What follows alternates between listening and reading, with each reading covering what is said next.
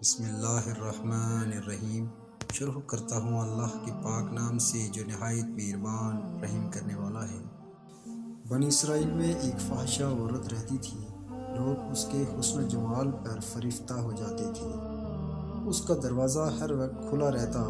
حال یہ تھا کہ جو شخص اسے ایک نظر دیکھ لیتا تو اس سے ملاقات کے لیے بے تاب ہو جاتا۔ وہ عورت 10 دینار وصول کرتی، پھر اپنے پاس آنے دیتی۔ ایک دن ایک نوجوان عابد کا ادھر سے گزر ہوا۔ اس نے اس عورت کو تخت پر بیٹھے ہوئے دیکھا تو اس پر فریفتہ ہو گیا۔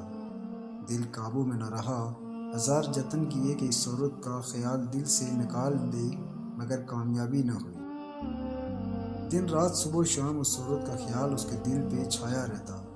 مجبور ہو کر اس نے اپنا سارا مال و اسباب بیچا اور 10 دینار اکٹھے کر کے اس عورت کے پاس پہنچ گیا۔ عورت زیب و زینت کیے پلنگ پر بیٹھی تھی۔ عابد بھی اس کے ساتھ پلنگ پر بیٹھ گیا اور ہاتھ بڑھا کر بوس و کنار کرنے لگا۔ اللہ تعالیٰ نے اس کی حفاظت فرمائی۔ سابقہ عبادتوں کی برکتوں کا ظہور ہوا اور اس کے دل میں خیال آیا کہ میرا پروردگار مجھے اس حالت میں تو دیکھ رہا ہے۔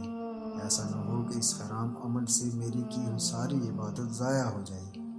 اللہ تعالیٰ کا خوف دل پر طاری ہوا کہ اس نے کونپنا شروع کر دیا۔ چہرے کا رنگ فک ہو گیا۔ عورت نے پوچھا، تجھے کیا ہو گیا ہے؟ عابد نے کہا، مجھے اپنے پروردگار سے شرم آ رہی ہے، میں واپس جانا چاہتا ہوں۔ عورت کہنے لگی کہ لوگ تو اس موقع کے لیے مدتوں تڑپتے ہیں، آج تجھے یہ موقع حاصل ہے، اپنی مراد پوری کر۔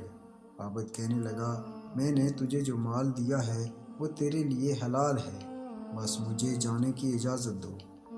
عورت کہنے لگی، لگتا ہے تو نے یہ کام پہلے کبھی نہیں کیا۔ عابد کہنے لگا، ہاں، کبھی بھی نہیں کیا۔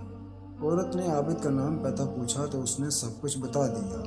جب وہ وہاں سے نکلا تو زار و قطار رونے لگا کہ میں اللہ کا در چھوڑ کر ایک زانیہ کے در پر آ پہنچا۔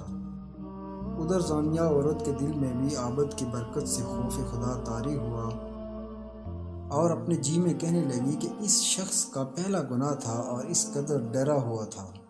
میں برسوں سے گناہ کر رہی ہوں لیکن میں نہیں ڈری، حالانکہ میرا خدا بھی تو وہی ہے اور مجھے بھی سب کچھ کرتے ہوئے دیکھ رہا ہے۔ اس عورت نے گھر کا دروازہ بند کر لیا، معمولی کپڑے پہنے اور عبادت میں مشغول ہو گئی۔ ایک دن اس کے دل میں خیال آیا کہ کیوں نہ میں اس عابد کے پاس چلی جاؤں، ممکن ہے کہ وہ میرے ساتھ نکاح کر لے، میں اس سے دین سیکھوں گی، وہ عبادت میں میری مدد کرے گا۔ یہ کہہ کر اس نے سامان باندھا اور عابد کی بستی میں پہنچی۔ عابد کو بلایا۔ جب وہ سامنے آیا تو اس عورت نے چہرہ کھول دیا کہ وہ اسے پہچان لے۔ عابد نے عورت کو دیکھا، اس کی نگاہوں میں وہ سارا منظر پھر آ گیا۔ اس نے چیخ ماری اور اس کی روح پرواز کر گئی۔ عورت کو اس کا بہت صدمہ ہوا۔ اس نے عابد کے بھائی سے نکاح کر کے نیکی کی زندگی گزارنا شروع کر دی۔ اس کے 7 بچے ہوئے جو آگے چل کر بنی اسرائیل کے اولیاء بنے۔